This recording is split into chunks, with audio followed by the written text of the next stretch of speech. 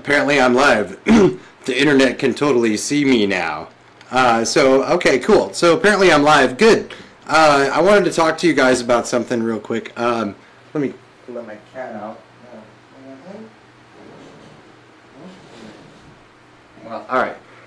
So I'm here. I'm here with some news. Very important news. You may have not have known this, but Harrison Ford he's not a rapist. This is clickbait title. It's clickbait title. I'm admitting this now. But Harrison Ford has at least been a part of some seriously rapey shit, and it was exposed by a hero called Pop Culture Detective Agency.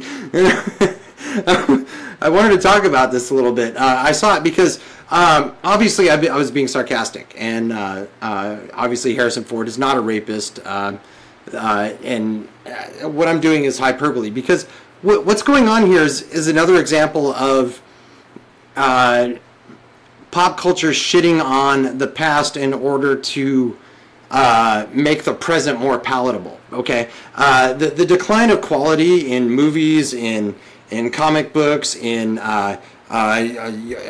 youth, young novels, all kinds of media have totally declined. They've totally been taken over by basically talentless hacks. And what's happened is they've used this excuse of political social justice, identity politics, you name it, to shield themselves. They say, well, if you don't like my work, you're a racist, you're a misogynist, whatever. And the way they really try to get away with that is by painting the past as worse than it was. And I made this really great video about Star Trek, what they're doing to its legacy with Star Trek Discovery and all this stuff. I recorded this really long, thought out video, and I was all ready to edit it out. I had it laid out on the timeline. I was going to put in video elements, and it was going to be really sweet. And then I did something stupid, and I lost a lot of data on my computer, and I had to do a system restore, and unfortunately the data wasn't recoverable, and it was a tragic story. So that video is going to come again. I just got to build up my will and determination to make it again. But the point is, really, I mean, the subject of that was Star Trek, but this is kind of about Star Wars in a way, but it's also about what they're doing to the past. You always have to denigrate the past in order to make your substandard quality product look better.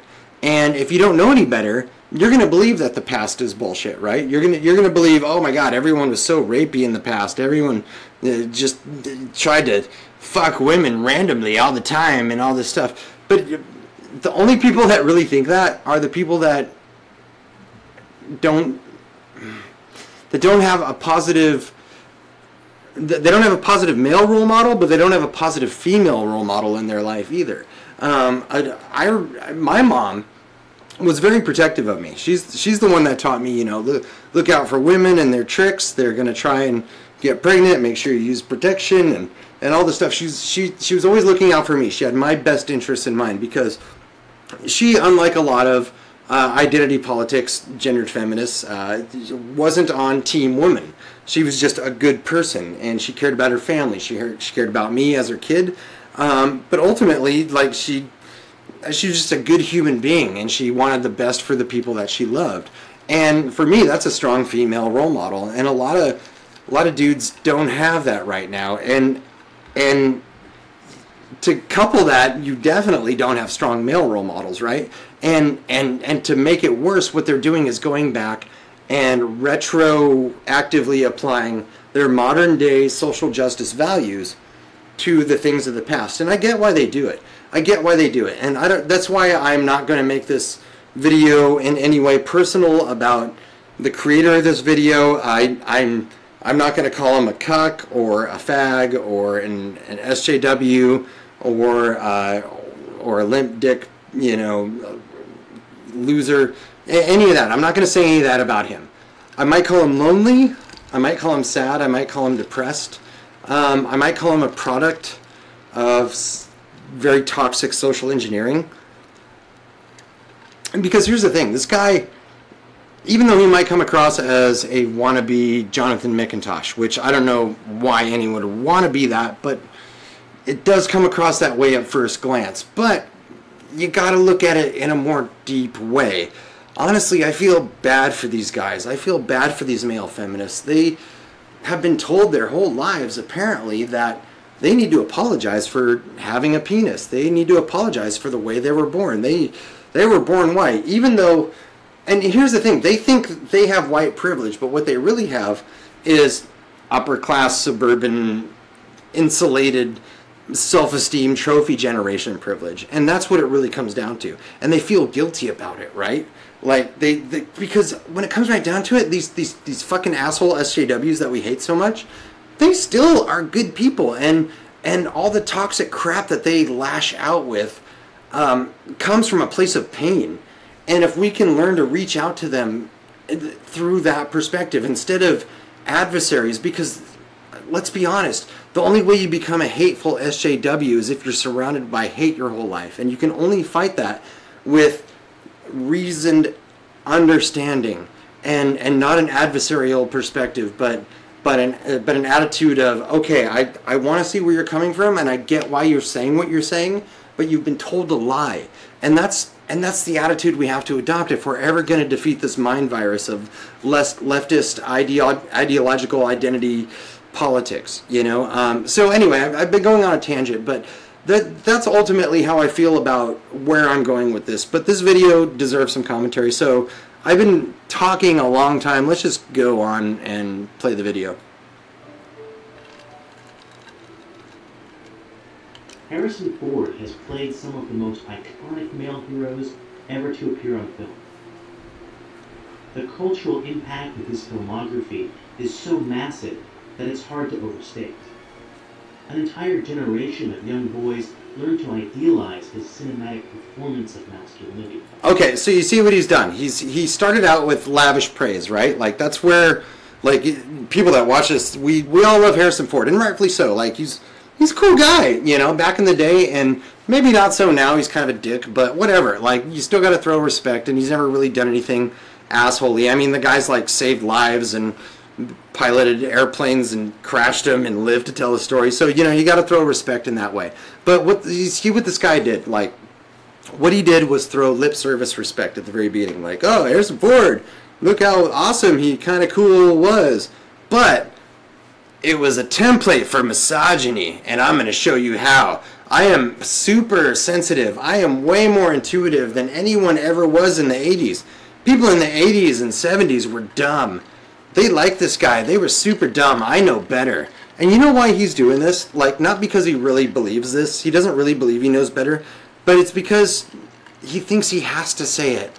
He's probably in a social circle that tells him, man, if you don't say women are awesome all the time and all men are bad, then you know, I don't know. Terrible things are going to happen. Who knows? Let's continue. These films provided an education of sorts into what it meant to be a man. And he's right. He's right. He's right about that. Indiana Jones, Harrison Ford, Han Solo, like, these were cool guys. Like, these were action characters. These were strong, independent men, which is not a phrase that you hear very often. But yeah, why not? What was wrong about them? Oh, well, we're going to find out very soon. Indiana Jones and Rick Deckard have a lot in common. They're lovable rogues who chart their own path and take what they want. They may be assertive or cocky, but in the end, they're always framed as good guys.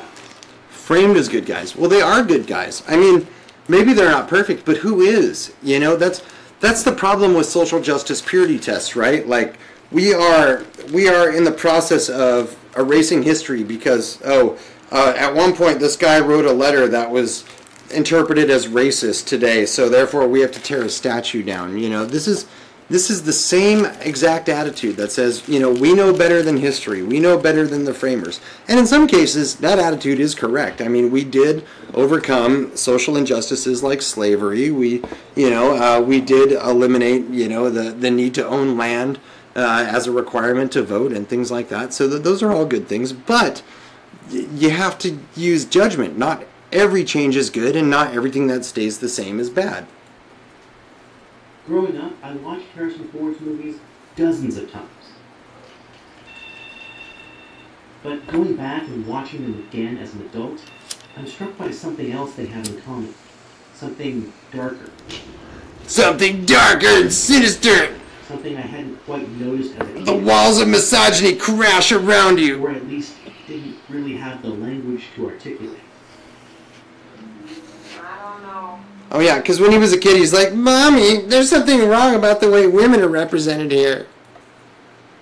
I have a bad feeling about this. Yeah. If you look beyond their charisma, Deckard, Han, and Dr. Jones all treat women badly. Okay, so now we're getting into nice guy territory, right? Like the nice guy feminist. Like he's the one that's like, why do women always hate the asshole guys and blah blah blah? And this comes about as a result of the fundamental misunderstanding of what men like and conversely what women like. Women like guys like Indiana Jones. Sorry, that's just a fact. He's good looking. He's clean.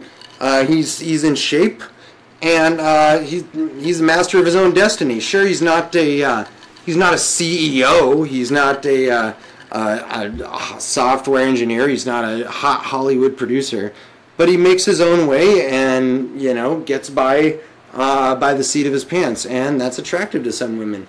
And the thing is feminism is really good at telling women what they should find attractive and what they shouldn't. And there's this whole culture now where women this is going to be a very delicate territory now. But women fuck certain guys and they want to marry other types of guys.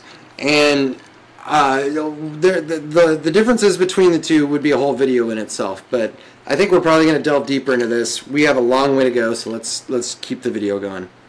So in this video, we're going to take a closer look at 4 iconic scenes from Harrison Ford's career, all of which illustrate an unsettling pattern. Unsettling. It's essentially framed as a seduction scene and plays out a similar dynamic, the dynamic of predator and prey. Predator and prey. Okay, so if you don't know if you've never if you've never been in a functional sexual relationship with a woman, then you would see it that way. You would. Now, I will grant there are certain movies and certain things that are definitely out of line. Okay. I'm not going to say that all forced contact is allowed. You look at movies like Revenge of the Nerds or, things like that. Like, shit, there is rape in pop culture that was normalized back in the day. I'm not gonna fucking deny that. But to characterize Harrison Ford characters in this way because he was a masculine man that was not afraid to make the first move. And that's what we're talking about here. Like, let's not mince words. Like, he says rapey and overbearing and bad, but what we're really talking about him is him reading the cues of the woman and taking the first move. Reaching out and kissing her. Getting closer. Like, if at any time Leia or Marion or fucking Willie or whoever else had really pushed him away and said fucking no, he would have gone away. He would have gone away. Like, there's no way he would have forced himself. The thing is these chicks wanted him, they just didn't want to be sluts. Which is true to this day. That's why Netflix and chill is a thing. Like, that's why you don't tell a woman, come over and fuck me, because that's going to make her feel cheap and slutty. No, you say, let's do Netflix and chill. And be like, okay, cool, we'll watch a movie, we'll cuddle, it'll be neat. We'll have the sparkling cider and whipped cream and cherries, and it'll be awesome. We'll order pizza, we'll get in pajamas, and like, that's what she's telling herself, and that's what she's going to tell her friends, but ultimately she wants to fuck, and she's going to come over for Netflix and chill to fuck. She just doesn't want to be told that's why she's coming over, right? And it's like that. Now, that doesn't mean no is yes. I'm not trying to say that. But you read cues. You read cues. Most critics agree that Empire Strikes Back is the best of the original Star Wars trilogy. I would agree. The film takes a darker tone and focuses more on its character development. That's what makes it The bad. relationship between Han Solo and Princess Leia. Not enough explodey things and strong Keep women. in mind that Han and Leia have had no romantic relationship up until this point. In fact, they're No, that's not necessarily true.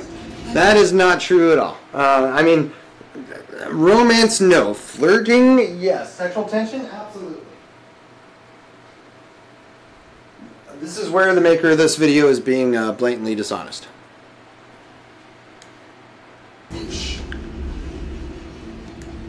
Go, please. Don't get excited. Being held by you isn't quite enough to get me excited. Okay, so she's not really trying to get away, right? Like, and he's not holding her. Like, if you look, like, let me take the clip back. Like, if you notice, his paws are off. Like, he's kind of got his arms around her, but Don't get excited. his hands aren't like clutching her. Isn't quite enough to get me excited. Sorry, sweetheart. Yeah. Not smile. I gotta say, like, I'm sorry. I'm not a Star Wars guy. I'm really not. But Empire Strikes Back is one of the finest movies ever made, I have to say. And a big part of that is due to Harrison Ford's fantastic performance in this, and Carrie Fisher as well. scene in particular. A scene that's often cited as one of the most romantic in cinematic history.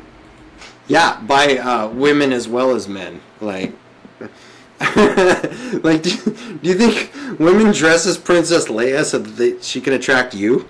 It's just, no, they get in that slave outfit so she can get her Han Solo, man. Like, don't you know anything about women? Let's count the number of times that Princess Leia, directly or indirectly, indicates that she's not interested in Han's advances.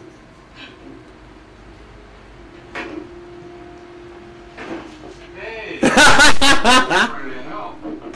Okay, come on. His reaction was appropriate. Like, he backed off. Like, he's not, like, whatever. He's gonna try again, though. We all know it. Don't leave me there. It's difficult sometimes. I really do. Oh my god. See, okay, women like to be challenged a little bit. The last thing they hate is a fucking male doormat. They don't want a guy that they can walk all over. They want a guy that treats her right, yes. And you should treat your woman right. That's not what I'm talking about here. But if if you're just trying to help and she's being all hostile, if she's like, don't hold my hand, you can just be like, well, okay, whatever, good for you. Fucking Leia, you know, like, it's fine. You can do that. Like, it's banter. Like, he's not disrespecting her. What he's doing is talking shit, which is a sign of intimacy. And if you don't understand that, you don't understand romance.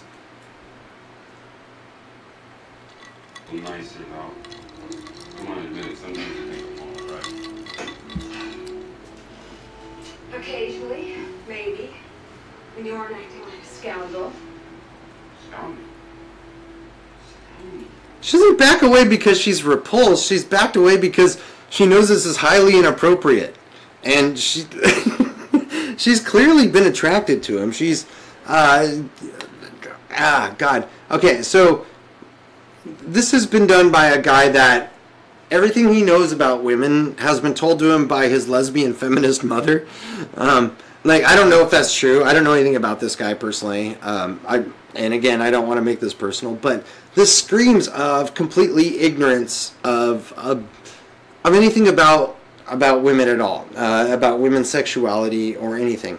Now, if she really was not interested in his advances, and I could give you an example of a movie where, and I wish I could show the clip. Maybe I'll bring that up later. But I can give you an example of a movie right now where a guy advances and is totally rapey and inappropriate. That is not at all like this, but actually would be a great example of misogyny in movies. And it's Elf, the movie Elf with Will Ferrell.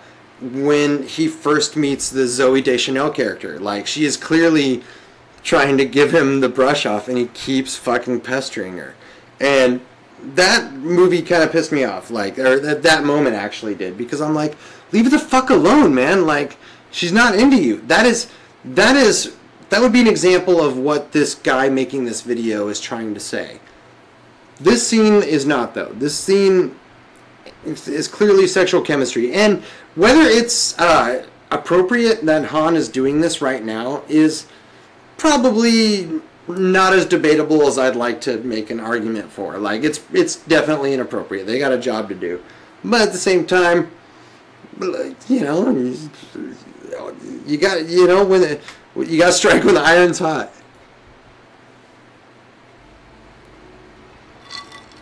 I like the sound of that. Stuff what? Stop that. My hands are dirty. Dirty too. What are you afraid of? Afraid? You're trembling. I'm not trembling.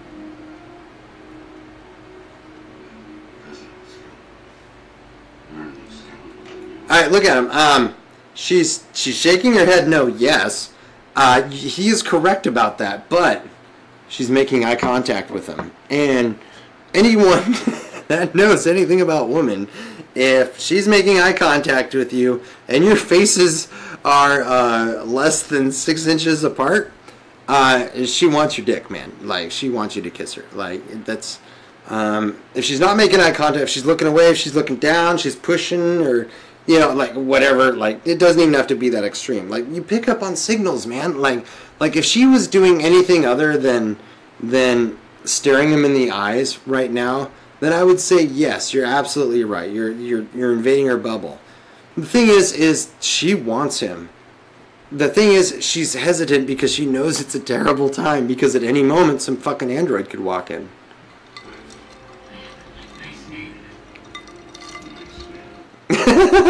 She's talking shit again. Like, that's part of romance. Like, you can't let your partner know how much you're putting them on a pedestal in your brain. You have to bring them down a little bit, otherwise they'll take advantage of you. And that's exactly what Princess Leia is doing right here.